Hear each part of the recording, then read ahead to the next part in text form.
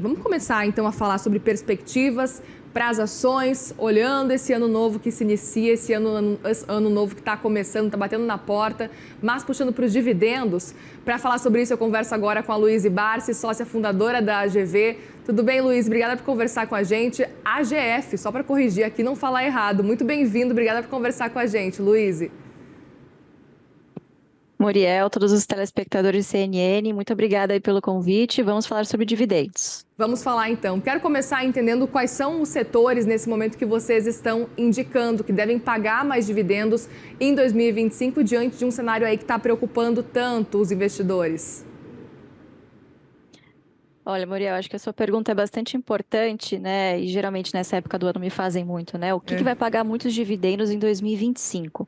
Mas, na verdade, a gente busca empresas que não só vão pagar bons dividendos no próximo ano, mas que tenham um histórico longo de entrega, né? Ou seja, um histórico de minimamente na nossa estratégia 6% ao ano em bons dividendos, né? Isso evita que o investidor caia na cilada do dividend yield alto. A gente tem que lembrar que o dividend yield é uma métrica em função do dividendo pago e o preço durante 12 meses do ano, né? Então, é uma janela muito curta para você analisar se uma empresa é boa ou não, mesmo que seja pela métrica dos dividendos, né? Então, acho que, repetindo um pouco da sua fala aí, um pouco antes de eu entrar, eu acho que esses setores para 2025 são os mesmos que se beneficiam em épocas de crise, como a gente já viu no histórico, né? Então, bancos, setores de energia, seguros, saneamento e telecom, são empresas que geralmente sobrevivem muito bem em épocas mais turbulentas como essas que a gente deve viver ao longo de 2025, né? Então, se você é um iniciante ou até um investidor mais avançado, eu começaria por aí, né? São empresas que geralmente têm ali as suas receitas corrigidas por inflação, são empresas cujas margens são mais generosas, né? E são empresas também que têm market share, poder de preço, né, poder de mercado, então tudo isso facilita boas distribuições mesmo em anos considerados mais difíceis aí para a Bolsa. Que a gente estava olhando as pesquisas recentes feitas pela AGF, inclusive, Luíse, que mostram que as empresas que mais aumentaram o dividendo nos últimos 5 anos, corrigido pela inflação, tá? E aí vocês citam principalmente as empresas que são bancos ou então se beneficiam do crescimento do setor financeiro. E aí é interessante a partir dessa fala que você traz para a gente, que também são empresas que se beneficiam diante de um cenário aí como o que a gente está vendo, né? Exatamente. Esse estudo é bastante interessante. Na verdade, é um estudo que a gente tropicalizou da Bolsa Americana, são as chamadas Dividend Aristocrats, né? É difícil a gente importar esse estudo igual é feito lá fora, porque esse estudo leva em consideração a base crescente de dividendos anual nos últimos 25 anos, né? A gente deve lembrar que a nossa bolsa é um pouco mais jovem do que a Bolsa Americana e a gente tem aí pelo menos 30 anos de dados confiáveis, né? Desde 94 no Plano Real. Então, a gente considerou, nesse estudo, né, das aristocratas dos dividendos, na primeira edição aqui do AGF, neste ano de 2024, os últimos 5 anos como base de comparação de empresas que, além de nominalmente terem aumentado os seus dividendos todos esses anos, tenham também aumentado os dividendos corrigidos por inflação. E olha só que curioso, de 400 empresas listadas, apenas 8 empresas figuram nessa seleta lista, né? Lembrando que não necessariamente são as empresas que mais pagaram dividendo, o dividend yield não foi um critério, simplesmente a gente utilizou a base de dividendos crescentes nos últimos 5 anos. E, de fato, o setor bancário aí foi um grande destaque, mas eu queria chamar a atenção justamente para a nossa métrica, que é a média ou a mediana dos últimos 6 anos, né? A única nessa lista que passaria no nosso crivo tanto setorial quanto de um dividend yield mínimo de 6% nesse período, seria justamente a do Banco do Brasil, né, que é uma empresa líder aí, principalmente no segmento rural, enfim, então um dos grandes bancos aí e um nome já conhecido dos investidores que gostam de dividendos, né? Então, de fato, taxa de juros alta não é bom para ninguém, né? Não é bom para o nosso país, mas, obviamente, o investidor nesse momento tem que se proteger, então acho que o setor bancário sempre é uma boa pedida nesses momentos. Perfeito. Então, além do setor bancário, tem outros setores também que você citava para a gente. Vamos só repassar para a gente poder ir para o próximo tópico, para que ninguém esqueça e fique de olho já para 2025, Luíse. Isso, para ninguém se esquecer, a gente criou um acrônimo muito fácil, viu, Muriel? São as BESTs. Bancos, energia, seguro, saneamento e telecom, né? Relembrando, são empresas cujas receitas são corrigidas por inflação. Então, por consequência, quando a gente olha o dividend yield dessas empresas, isso é uma métrica real, já corrigida por inflação, né? Portanto, também é incorreto você fazer essa comparação com a taxa Selic, que é uma taxa nominal. Então, esses são 5 setores, obviamente, né? Além desse filtro, é preciso que se faça uma análise mais aprofundada desses ativos, mas geralmente empresas que se encaixam nesse setor reúnem todas as características perfeitas aí para serem boas pagadoras de dividendos, não só em 2025, mas pelos próximos 10 anos aí. É uma boa dica aí para o pessoal. E vou aproveitar para pedir mais dica também, porque a gente sabe, nesse momento que a gente está acompanhando, muita gente está falando, olha, a bolsa está barata, é momento para investir em ações. Mas para quem está começando, não sabe por onde começar, qual seria o principal foco diante desse cenário, dessa perspectiva que tem assustado? Um dólar que está em alta, e a gente sabe que muitas vezes tem empresas que conseguem se beneficiar de um dólar em alta, mas tem outras que a gente sabe que sentem bastante. Não só elas também, mas uma inflação em alta também, e para além da inflação, juros também elevados, com perspectiva de aumentar nas próximas 2 reuniões, como também o Banco Central disse agora recentemente que vai acontecer se nada mudar. É um cenário que também preocupa. Não à toa, quando o Banco Central divulgou a ata com o comunicado, a gente viu como é que ficaram as bolsas, como é que ficou principalmente, como é que ficaram as ações um dia depois do comunicado do Banco Central. Não dá nem para falar que não tinha nenhuma ação, tinha só uma ação que intercalava de vez em quando, que estava operando no positivo. Todas as outras ações estavam despencando, isso um dia depois da reunião do Banco Central, da reunião do Copom, que a gente trouxe aqui, inclusive. Olha, são em momentos como esse que eu gosto sempre de relembrar aquela famosa frase do Warren Buffett, né? Compre ao som dos canhões. Infelizmente, quando os canhões estão, né, a gente ouve o som dos canhões por aí, é quando justamente as pessoas ficam com medo, né? E claro, não sem motivo, a gente está vendo, obviamente, todo um cenário macroeconômico se deteriorando, aí tudo indica, pelo menos para 2025, e o mercado financeiro tende a antecipar esses movimentos, né? Então, nestes momentos mais turbulentos, o que que acontece? Uma oportunidade ímpar para o investidor que pensa a longo prazo. Mas, claro, a bolsa é para todos, mas nem todos são para a bolsa. Então, o ideal é que primeiro você conheça muito bem o seu perfil de investidor, entenda o quanto do seu portfólio de fato você pode colocar na bolsa, porque daí você mitiga um dos maiores erros dos investidores, que é vender justamente por um motivo de necessidade, quando eles deveriam estar comprando, né? Lembrando que a gente olha muito para as ações como um projeto previdenciário, nada mais é do que você comprar, se tornar sócio de boas empresas, cotadas a bons preços, que paguem bons dividendos. É difícil você encontrar um cenário em que você tenha todas essas características juntas, e essa, na verdade, é uma boa janela, né? Mas, de novo, para quem está começando, o ideal é sempre você dividir os seus recursos em caixinhas. Caixinha do curto prazo, né? São produtos de renda fixa, produtos considerados mais conservadores, como um CDB de um grande banco ou o Tesouro Selic.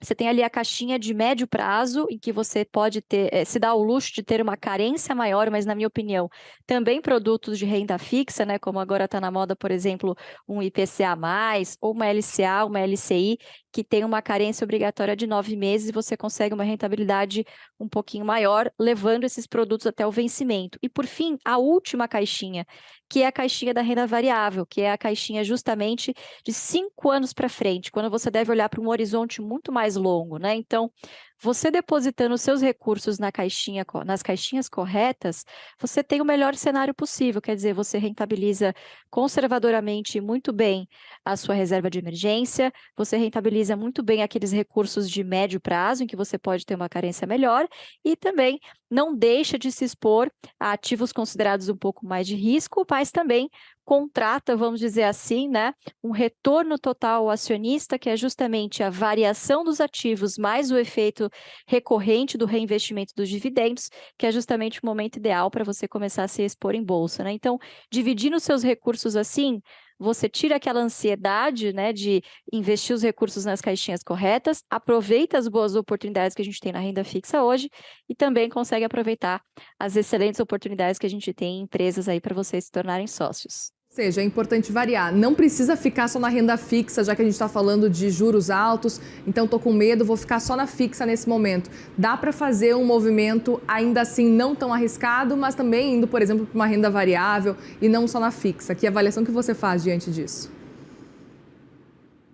Exatamente. Eu sempre gosto de brincar que o seu investimento em ações, ele começa na sua reserva de emergência, né? Você tendo esse colchão de liquidez que te traz uma certa segurança no curto prazo, você mitiga esse erro de ter que vender as suas ações a qualquer preço no momento como esse em que você deveria estar comprando, né? Então, se te sobra, por exemplo, no final do mês, R$ 100 só para você colocar em ações, faça isso com esses R$ 100. Não se exponha excessivamente além do que o seu perfil de risco tolera, além do que o seu perfil de risco suporta, né? Então, de novo, dá para você ser conservador, mesmo em um mercado considerado de risco, né? A gente falou aqui, por exemplo, só de empresas consideradas extremamente perenes, né? Então, de novo, são empresas cujas receitas são corrigidas por inflação. A gente gosta de brincar que são empresas que, quando o boleto chega no final do mês, você paga sim ou sim, né?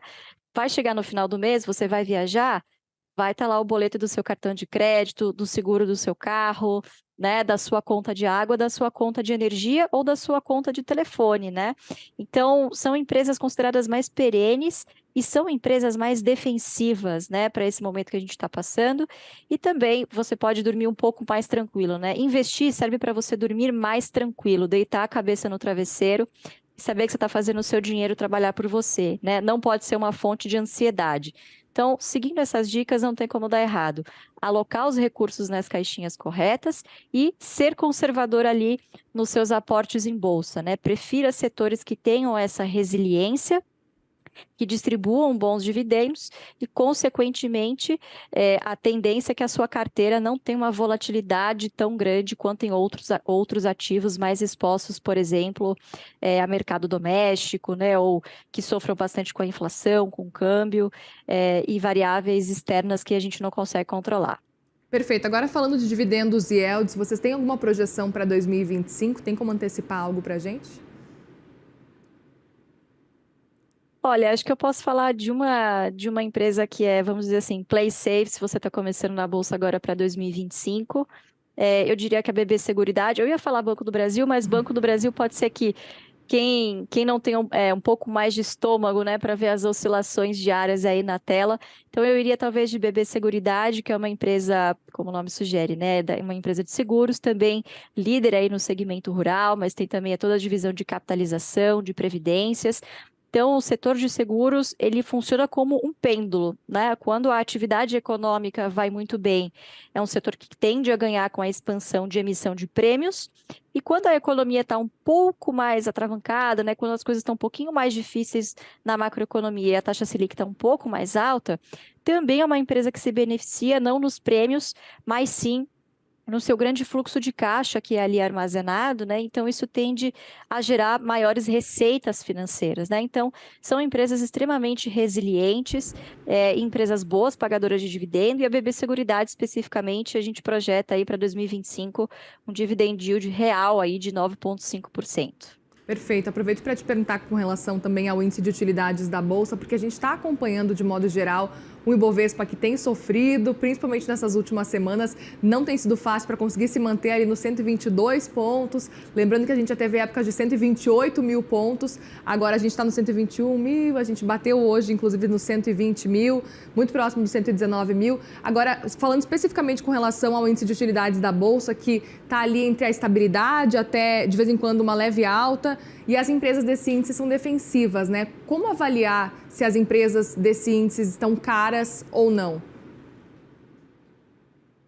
Olha, interessante essa pergunta, eu vou até te confidenciar uma coisa. Claro, o Ibovespa ele é o nosso índice de referência, mas se você for destrinchar ali as empresas que mais impactam o índice, a gente pode dizer que são 10 ações né? São mais de um ticker, mais de uma classe. Então, você tem Petrobras, Banco do Brasil, Itaú, Bradesco e Vale são praticamente as grandes responsáveis aí pela oscilação do Ibovespa. Então, é uma concentração muito grande em poucos ativos, né? E é por isso que a gente não presta muita atenção no índice Ibovespa.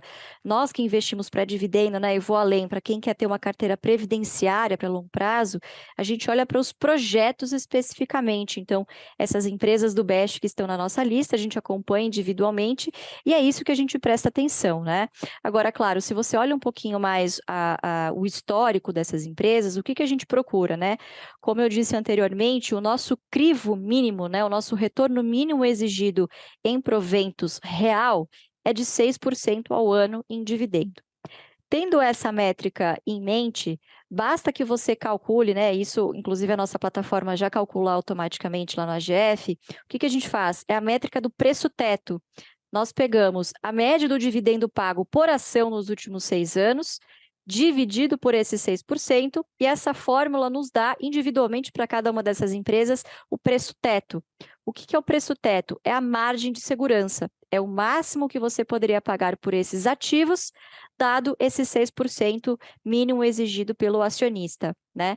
E isso tem se mostrado, né, apesar desse 6% parecer pouco, né, eu havia comentado, pouco em relação à Selic, isso tem se mostrado bastante assertivo, né, porque a gente tem que lembrar que o retorno total, de novo, ele é uma função não só do dividendo, que vai ser reinvestido, tá? Como também do fato de você estar comprando essas empresas com margem de segurança e você aumenta as suas chances de estar comprando, não estar comprando caro. É com isso que a gente se preocupa, né? Então, a gente avalia as empresas por aquilo que elas nos remuneram. Fazendo isso, você está fazendo um duplo favor, como eu disse, né? Empresas que pagam bons dividendos e empresas que provavelmente, né, tendem a nos dar um bom retorno total, né? Isso se mostrou uma verdade. A gente, no outro estudo que a gente divulgou lá na nossa plataforma, né? Por exemplo, as cinco maiores medianas nos últimos anos, né, que superaram esses 6%, a gente tem Taesa, BB Seguridade, Copasa, Semig, Banco do Brasil, né, para falar as top 5 aí. São todas empresas que entregaram, inclusive, mais do que a gente espera desses 6%. A gente tem empresas aqui pagando na mediana de 8% a 10% nesses últimos 6 anos, que entregaram retornos aí da casa dos 100%, né, ao longo desse período, né? Então, não necessariamente ao olhar os 6% é isso que você está contratando, né? Justamente pelo efeito do juro composto no tempo. Então, não tem segredo, é disciplina, paciência e prioridade. Perfeito, é interessante. Tem o segredo por trás da disciplina, da paciência, da prioridade, que isso aí já é mais difícil chegar lá, né? Mas, enfim, é importante essas dicas que você traz, são importantíssimas. Agora, Luiz, para que a gente consiga ainda começar a caminhar para o fim da nossa conversa, se você tivesse que escolher, por exemplo, investir em uma ação, e aí eu falo mais com a Luiz, investidora mesmo, diante desse cenário, essa perspectiva que está muito complicada. Você teria uma indicação de um caminho, de um setor? Você chegou a citar inicialmente a questão dos bancos. Ou você caminharia para outro setor? Que tipo de caminho a Luiz investidora faria agora diante desse cenário que é tão assustador aí para 2025? Olha, não que isso seja uma recomendação de compra ou que eu recomendo é que você só tenha uma empresa na sua carteira. É bom fazer esse disclaimer, mas vamos pegar esse estudo que eu acabei de comentar, né? Entre as top 5 aí, a Taesa, que é uma empresa de transmissão de energia, foi uma que entregou 9,59% de yield na mediana dos últimos 6 anos e entregou um retorno total ao acionista nesse período de 176%, né? Quer dizer, isso supera com folga o CDI e o Ibovespa também deste mesmo período de comparação. Além disso, né, é uma empresa com todas aquelas características que eu comentei. Ela tem a sua RAP, que é a receita anual permitida corrigida, tanto por IPCA quanto por IGPM, ou seja, tem alguma cobertura, inclusive, de dólar do efeito inflacionário que possa vir aí do câmbio. Você tem contratos de longuíssimo prazo, de 20 a 30 anos, né?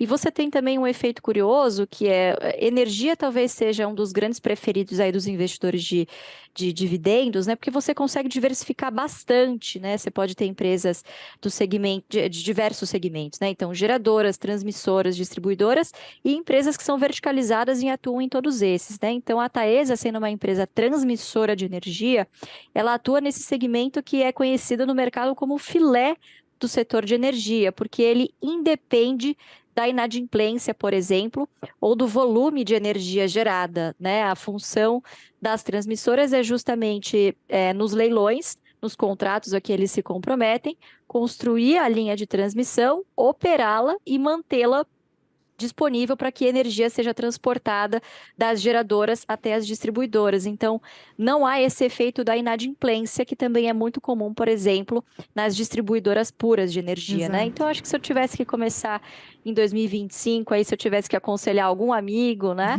Eu acho que eu começaria pela Taesa por todas essas características e por ser uma ação bem mais defensiva, né? Que não segue esse grande eletrocardiograma que é o Ibovespa. Muito bem, nessas horas faz diferença mesmo. Luíse Barsi, sócia fundadora do AGF, muitíssimo obrigada, viu, pela participação aqui no CNN Money. Volte sempre. Obrigada e um 2025 de muitos dividendos para todos vocês. Para nós, obrigada.